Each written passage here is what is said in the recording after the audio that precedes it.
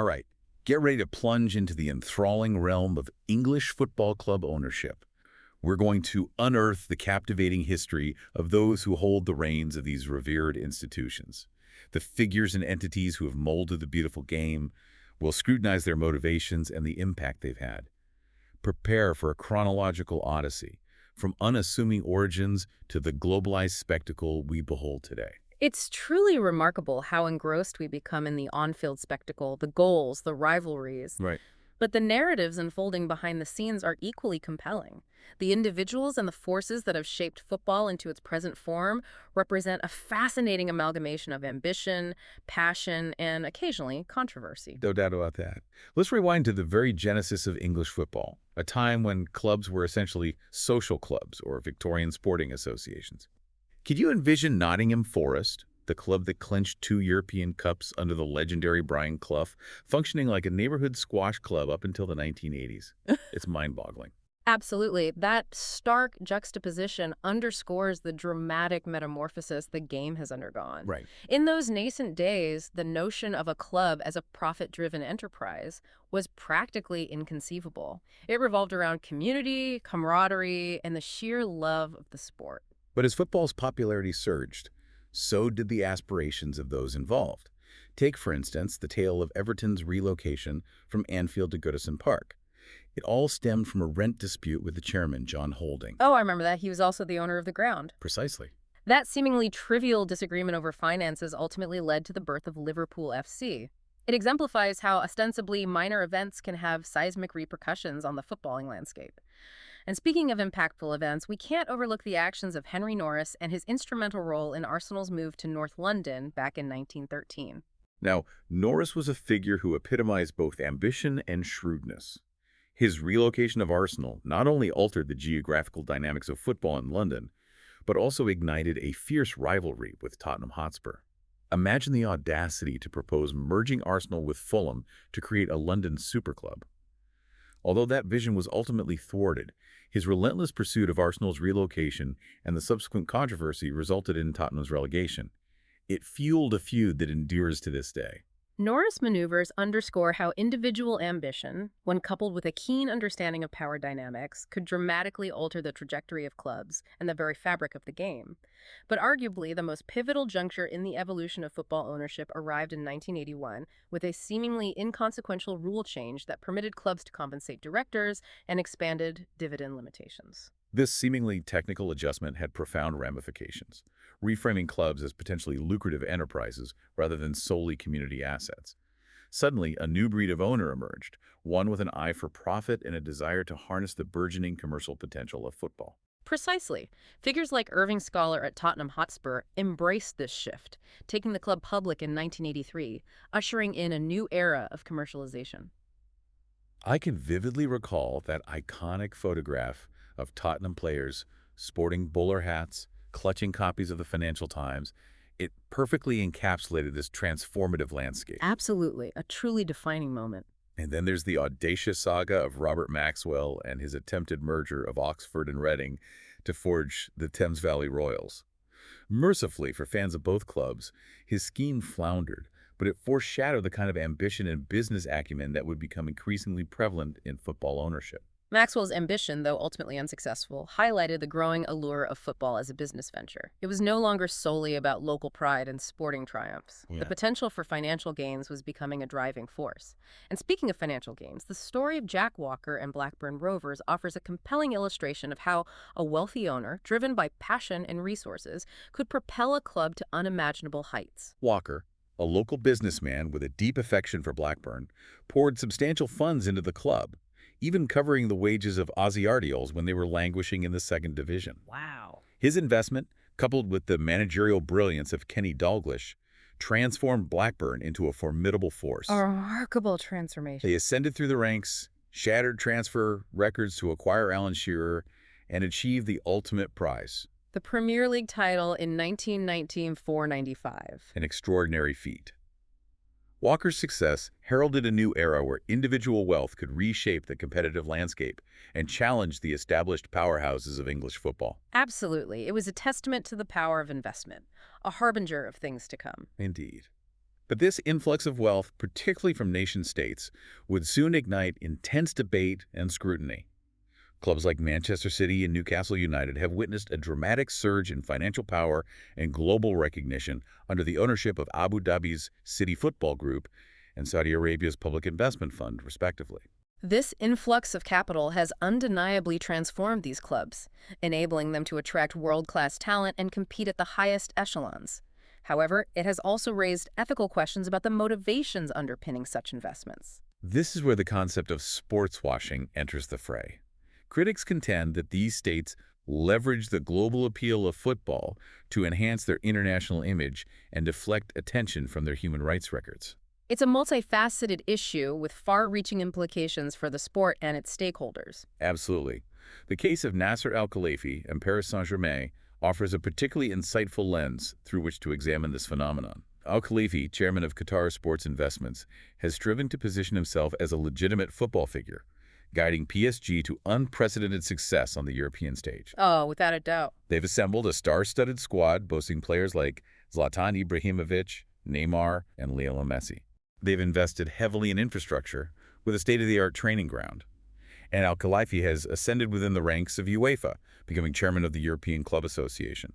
His efforts to integrate into the European football establishment have been undeniable. Absolutely. But despite these achievements, accusations of sports washing persist. Al-Khelaifi has faced numerous allegations of wrongdoing. From bribery scandals involving World Cup broadcasting rights to attempts to silence critics through travel bans. It's a fascinating paradox. A figure who has achieved remarkable success in the world of football, but remains under constant scrutiny for his alleged connection to a nation accused of human rights abuses. Al-Khelaifi's story encapsulates the inherent tension between the allure of sporting glory and the ethical dilemmas posed by nation-state ownership. It compels us to consider the potential consequences of this model and its impact on the values and integrity of the beautiful game. And that leads us to a critical question. Can we genuinely disentangle a club's success on the pitch from the actions of its owning nation? It's a debate that will continue to rage as the influence of nation-states in football grows. It's a question that demands careful consideration as it touches upon the very essence of what football represents, a sport that transcends borders and unites people from all walks of life. When those ideals clash with political agendas and ethical concerns, the stakes become incredibly high.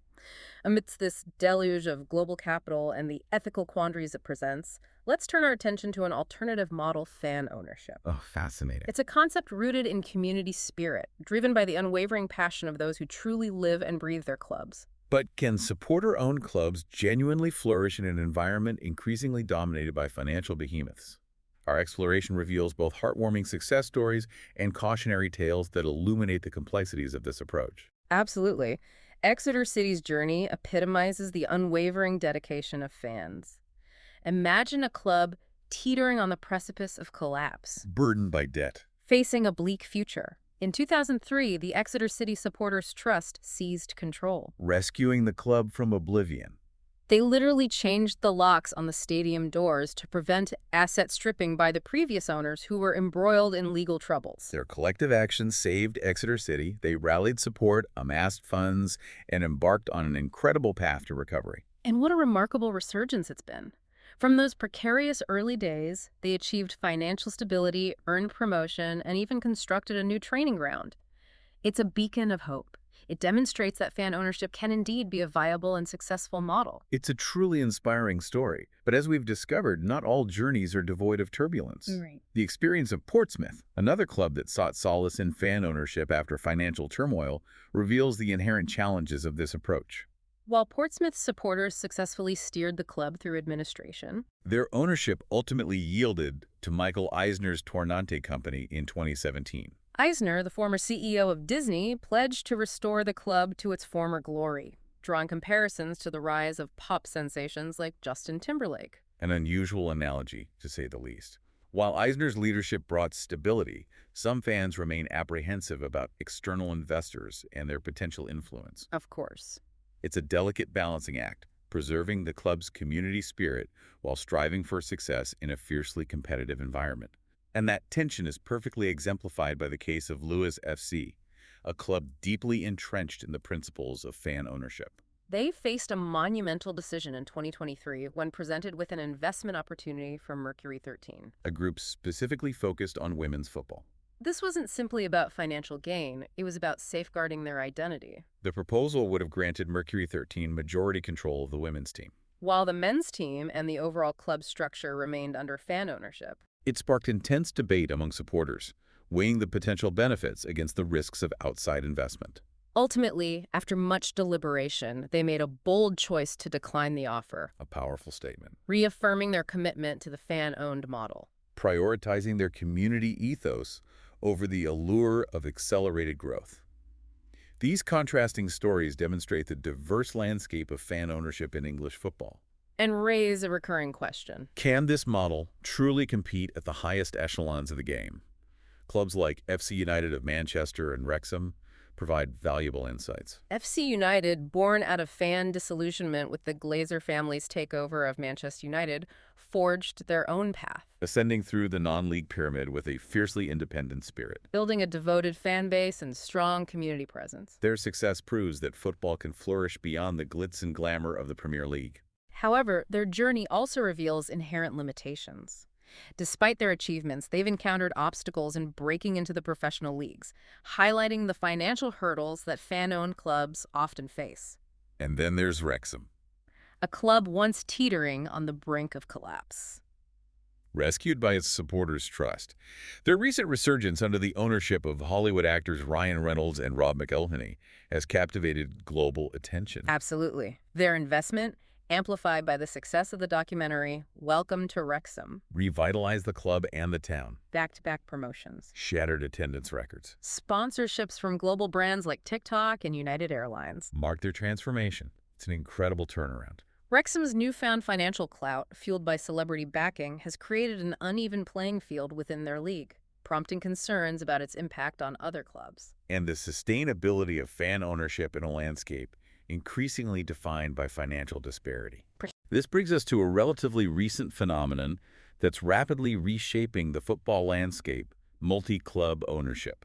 It's an intricate web of clubs, often spanning multiple countries, all operating under the control of a single ownership group, These groups are wielding considerable influence, employing diverse strategies. igniting debates about their impact on the sport.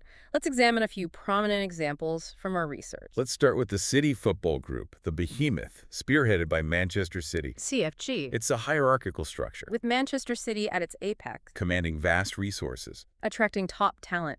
Beneath this glittering facade lies a network of clubs across the globe. From Girona in Spain, Troyes in France, Montevideo City Torque in Uruguay. and even Mumbai City FC in India.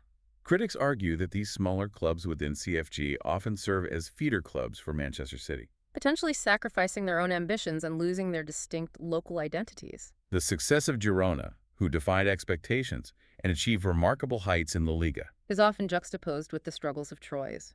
who have faced multiple relegations since joining the CFG family. It raises questions about whether these smaller clubs are truly empowered to thrive or are merely pawns in a grand strategic game orchestrated by the flagship club. Now let's contrast this with the approach of Orleji, a multi-club group primarily operating in Mexico. Or Leji, with Santos Laguna and Atlas FC as their core assets, Embraces a more decentralized model, emphasizing long-term investment. player development. In community engagement, they aim to empower each club within their network. Their CEO, Alejandro Iraragorri, is a fascinating figure who prioritizes sustainability and data-driven decision-making. He advocates for responsible financial management and a genuine commitment to the club's societal impact. It's a stark contrast to the rapid expansion and win-at-all-costs mentality often associated with other multi-club groups. And speaking of rapid expansion, we can't overlook the controversial case of 777 partners. A Miami-based group that has aggressively acquired stakes in clubs worldwide. From Genoa in Italy, Vasco da Gama in Brazil, Standard Liège in Belgium. and even Red Star FC in Paris. Their ambitions seem boundless, yet their rapid growth has generated skepticism, particularly regarding their ethical practices. Their attempted takeover of Everton collapsed amidst fan protests and scrutiny of their business dealings. 777 partner strategy has triggered alarm bells for many football enthusiasts. They've been accused of exploiting clubs for financial gain. prioritizing commercial interests over sporting integrity. and engaging in predatory lending practices through their prior business ventures. Their actions have sparked a debate about the potential downsides of multi-club ownership. And its implications for the future of the sport. Josh Wander, their co-founder, has made provocative statements implying that football fans are irrational and their clubs crave monetization. He's even hinted at plans to market insurance and financial services to them. His words haven't exactly resonated with those who hold dear the traditional values of the beautiful game. This raises a crucial question. Is multi-club ownership a force for good, injecting much-needed capital into struggling clubs and fostering collaboration? Or is it a perilous path towards a world where clubs become mere commodities, traded and exploited for the benefit of faceless investors? It's a debate that will continue to dominate headlines as this model gains traction. But before we delve too deeply into the intricacies of global football empires, let's shift our focus to the smaller, more idiosyncratic stories of individual owners who have left their mark on English football. It's time to inject a bit of flair and intrigue into our discussion. Our research uncovers a tapestry of characters who have brought both brilliance and bewilderment to the world of football ownership. Prepare for tales of rock and roll royalty, internet sensations, and even a few figures with checkered pasts. Let's begin with the legend Elton John and his enduring love affair with Watford. John's connection to Watford transcends mere financial investment. It's a deeply personal narrative rooted in his childhood memories of cheering from the Vicarage Road terraces. His ownership, spanning over 2 decades, witnessed both jubilation and heartbreak, mirroring the club's own tumultuous journey. Imagine the thrill of witnessing Watford's ascent under Graham Taylor, reaching the FA Cup final and contending for the league title, all under the watchful eye of a global music icon. It was a dream come true, fueled by John's infectious enthusiasm and financial support. But even fairy tale endings can be tinged with sadness. Financial realities and the cyclical nature of football ultimately led to John selling his stake. However, his legacy lives on, etched in the hearts of Watford supporters who fondly recall the Elton John years as a golden era for the club. And speaking of unconventional ownership, we can't overlook the rise of #United, a club born in the digital realm. It's a testament to the power of the internet and the evolving landscape of football fandom. Founded by Spencer Owen, a YouTube personality with a massive online following. #United cultivated a global community before ever playing a match on a real pitch. Their early years consisted of exhibition games, Streamed online to millions worldwide. before they transitioned into the structured world of competitive football, climbing the non-league pyramid. It's a fascinating fusion of traditional and digital, challenging our very perception of what constitutes a football club. #United's journey underscores the blurring lines between entertainment and sport, raising questions about the future of fan engagement and the role of digital platforms in shaping football culture. But not all stories are filled with uplifting narratives and digital innovation. Our research also sheds light on some of the more controversial figures who have held the reins of English clubs. We have George Reynolds, a self-made millionaire known for his flamboyant personality and bold pronouncements. His time at Darlington was marked by audacious spending, legal entanglements, and ultimately a financial implosion that sent the club spiraling into administration, Reynolds seemed to relish the limelight. even donning a mock prison uniform on the pitch to poke fun at his past convictions.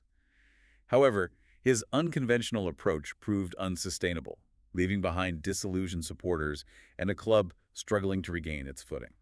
And then there's the chilling case of Ilsko Rasnatovic, better known as Arkan. A figure whose involvement in football was deeply entwined with a dark and criminal past.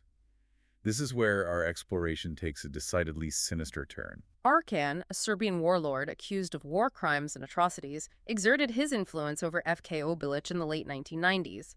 His reign was shrouded in fear and intimidation. With allegations of match-fixing, violence, and connections to organized crime. It's a stark reminder that the world of football ownership is not immune to the darker forces that permeate society. It's enough to make one question the very nature of fandom and the allegiances we form. But before we descend too far into the depths of football's underbelly, let's turn our attention to a tale of financial intrigue and managerial chaos, the bizarre case of Notts County's takeover by Mundo Finance. Notts County, a club with a rich history and unfortunately a proclivity for attracting questionable owners. The Mundo Finance saga is a cautionary tale of broken promises, hidden agendas, and a connection to the legendary Sven-Göran Eriksson that will leave you utterly perplexed. It all commenced in 2009 with the promise of investment from the Bahraini royal family. Fans, weary of financial struggles, embraced this apparent savior with open arms. Enter Sven-Göran Eriksson. Enticed by a lucrative contract and ambitious plans, but things quickly took a turn for the bizarre. Eriksson found himself ensnared in a web of deceit, caught between a fraudulent chairman, Russell King, and an elusive intermediary, Nathan Willett. He was even asked to travel to North Korea, purportedly to advise their football association, but ended up entangled in a shady mineral mining scheme. Imagine Eriksson, the esteemed former England manager, navigating the complexities of North Korean diplomacy. It's a story that unfolds like a spy novel. And as if things couldn't get any stranger, King vanished without a trace, leaving the club in financial ruin. And Eriksson with unpaid wages. King eventually resurfaced in Bahrain, only to be extradited years later and imprisoned for fraud. It's a tale that underscores the perils of unchecked ambition and the importance of thorough due diligence when assessing potential owners. The Notts County saga serves as a stark warning against blind trust and the allure of quick fixes. Our exploration has taken us on quite a journey through the multifaceted landscape of English football ownership, From its humble roots as community-driven endeavors. to the rise of global investment groups and the intriguing world of fan-led clubs. We've encountered examples of genuine passion Ruthless ambition. and even outright criminality. We've uncovered narratives of triumph and despair, highlighting the immense influence owners exert over the fate of clubs and the communities they represent. But as we move toward the future, a fundamental question lingers. What truly defines a good owner? What qualities should fans prioritize when evaluating those who hold the reins of their beloved clubs? That's the million-dollar question. And to answer it, we must delve deeper into the motivations, expectations, and ethical considerations that permeate this complex world. As we embark on the final leg of our deep dive, keep those questions in mind. We'll explore the very essence of what makes a football club tick and what fans truly value in those entrusted with shaping its future. We've traversed the captivating chronicle of English football club ownership, encountered an eclectic array of personalities, and wrestled with the ethical intricacies of this perpetually evolving landscape. Now let's pierce the heart of the matter. What does it all portend for the ardent supporters who constitute the lifeblood of these clubs? I think it's crucial to recognize that beneath the financial machinations and boardroom theatrics lies a vibrant tapestry of human connection, a collective fervor that transcends balance sheets and profit margins. The narratives we've unearthed underscore the profound bond between supporters and their cherished teams. Consider the poignant tale of Terry Clark, a lifelong Portsmouth aficionado and skilled artisan. When his beloved club required repairs at Fratton Park, he selflessly heeded the call. Clark dedicated himself tirelessly to the project, meticulously restoring everything from locker rooms to lavatories and even a fire escape. But when Portsmouth entered administration in 2010, he was left with a staggering $54,777.93 in unpaid invoices. His experience serves as a sobering testament that ownership decisions have far-reaching consequences, impacting not only the club itself but also the livelihoods of individuals and the very soul of the community. Sadly, Clark's story isn't an isolated incident. Our investigation reveals numerous instances of clubs teetering on the brink of financial ruin, leaving behind a trail of unpaid obligations and dashed hopes. We observe this recurring pattern in the case of Gordon Sorfleet, a devoted Bury supporter who dedicated decades to fundraising for his beloved Shakers. He embodied community spirit, even receiving recognition from UEFA for his unwavering commitment. Yet when Steve Dale acquired Bury for a nominal £1 in 2018, the club's financial woes rapidly escalated. Dale's tenure was characterized by mismanagement and a complete failure to comprehend the gravity of Bury's debts, ultimately leading to their expulsion from the Football League, a devastating blow for Sorfleet and countless other loyal supporters. These heartbreaking narratives force us to confront a fundamental question. What obligations do owners bear towards the clubs and communities they inherit? It's not simply about financial metrics. It's about safeguarding a legacy, nurturing a collective passion, and respecting the traditions that bind fans together. Indeed, that sense of duty extends beyond mere monetary responsibilities. We've encountered instances where clubs were exploited for nefarious purposes. Such as money laundering, as in the shocking case of Croydon Athletic and Mazhar Majid, a figure implicated in a cricket match-fixing scandal. Majid's brief and calamitous ownership of Croydon Athletic left the club financially devastated and raised grave concerns about the sport's integrity. These incidents underscore the need for heightened scrutiny, transparency, and accountability in football club ownership. Fans deserve to know who is truly pulling the strings and what motivates their involvement. Amidst these cautionary tales, a research also uncovers inspiring instances of owners who genuinely prioritize the well-being of their clubs and the communities they serve. We witnessed this exemplary approach in Dale Vince, the proprietor of Forest Green Rovers. Vince, a renewable energy entrepreneur, has transformed Forest Green into a paragon of sustainability. Earning them accolades as the world's first vegan football club. It's truly a remarkable story. Vince's vision transcends the confines of the pitch, encompassing everything from the cuisine served at the stadium to the building materials used in their construction projects. They've even envisioned an entirely new, eco-conscious stadium. Forest Green's achievements demonstrate that environmental consciousness and sporting ambition can coexist harmoniously. They've secured multiple promotions and garnered international recognition for their unique and commendable approach. It's an invigorating reminder that football can be a catalyst for positive societal transformation. When we ponder the attributes fans value in an owner, transparency, financial prudence, and reverence for club heritage consistently emerge as top priorities. But there's also a growing recognition of the importance of community engagement. Absolutely. Owners who understand the societal impact of football, who view their clubs as integral members of the community, are far more likely to earn the respect and loyalty of supporters. This principle is beautifully exemplified by Angel City FC, a Los Angeles-based women's football club founded by a consortium of Hollywood luminaries, including Natalie Portman and Eva Longoria. Angel City's mission extends far beyond mere trophy acquisition. They've made a concerted effort to empower women, support local businesses, and create a positive social impact within their community. Their meteoric rise in popularity is a testament to the effectiveness of this approach. Their accomplishments challenge the conventional, often male-dominated paradigm of football club ownership. They've embraced diversity, inclusion, and a commitment to social justice, demonstrating that a club can be both a thriving business and a force for good. As we peer into the future of English football club ownership, it's evident that the landscape will continue to evolve.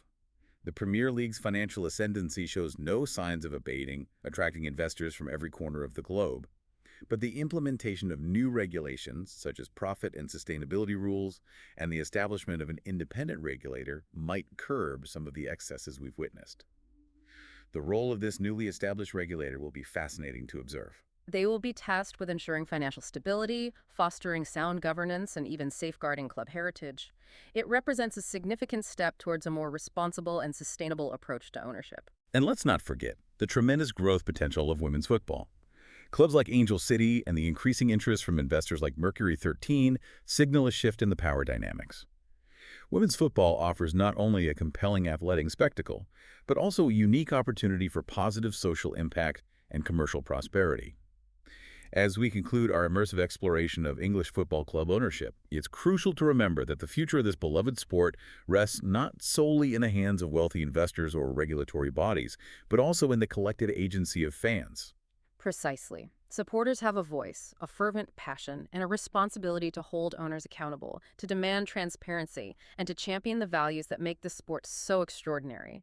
The clubs we cherish are more than mere commercial entities. They are cultural institutions deeply intertwined with the fabric of our communities. Their destiny ultimately lies in the hands of those who hold them most dear. As you reflect on this journey through the intricate world of football club ownership, remember this. You are not just a spectator, you are an integral stakeholder. The choices we make as fans, the voices we raise, and the values we uphold will indelibly shape the future of the beautiful game. Never underestimate the power of collective action. Engage with your club, advocate for responsible ownership, and insist that those entrusted with authority prioritize the long-term well-being of the sport we all adore. Because in the end, the future of football belongs to all of us. And thus concludes our exhilarating deep dive into the captivating realm of English football club ownership. We hope this exploration has been illuminating, thought-provoking, and perhaps even a bit entertaining. Remember, every club harbors a unique story, and every owner leaves an indelible mark. Embrace curiosity, stay engaged, and above all, keep the passion for the beautiful game burning brightly. Until our next rendezvous, may our treasured club be blessed with astute custodians, steadfast financial stability, and an unyielding commitment to its community. Hashtag 10-point summary. 1. Football club ownership evolved from community-based organizations into profitable businesses driven by rule changes and the influx of wealthy investors. 2. Nation-state ownership injected significant financial resources, but also sparked concerns about sports washing and human rights. 3. Fan ownership provided a community-driven alternative, but faced hurdles in competing at the highest levels due to limited financial capabilities. 4. Multi-club ownership emerged, with groups like City Football Group and Orlegi employing different models, sparking debate about their impact on the sports ecosystem. 5. Owners' motivations varied from genuine passion for the game to profit seeking and personal ego, with some cases involving exploitation and questionable practices. 6. Fans demanded transparency, financial stability, respect for club heritage, and community engagement from those entrusted with their beloved institutions.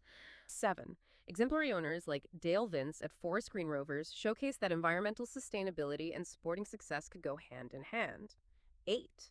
Angel City FC exemplified a progressive model, prioritizing women's empowerment, local business support, and positive social impact alongside sporting achievements.